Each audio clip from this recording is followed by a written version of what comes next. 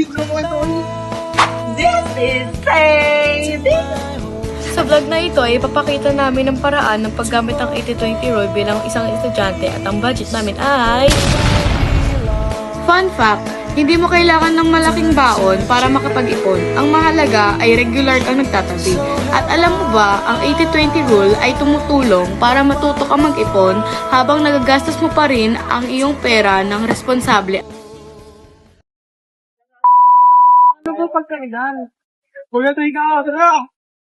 Sa panahon na ito ay hindi yan namalaya na inuna niya ang wants kaysa sa needs. A few moments later. Nag-enjoy ka ba doon? Nag-enjoy naman kasi hindi pa ako nakakain eh. Pero kain tayo. Nagutom din ako.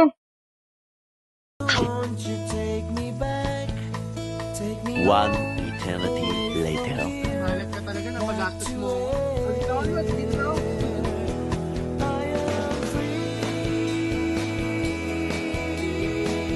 Wala na akong pera.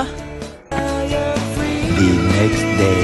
Sa sandaling iyon ay pinangako niya sa sarili niya na hindi na siya magwawalda sa walang kwentang bagay at mag-iipon siya para sa emergency at needs. Kasi natutunan niya na dapat pahalagaan ang bawat salapi na meron ka, maliit man o malaki. Dahil sa huli, ang bawat karanasan ay may aral na maiiwan. Gugu gaga. Gugu gaga. Gugu gaga.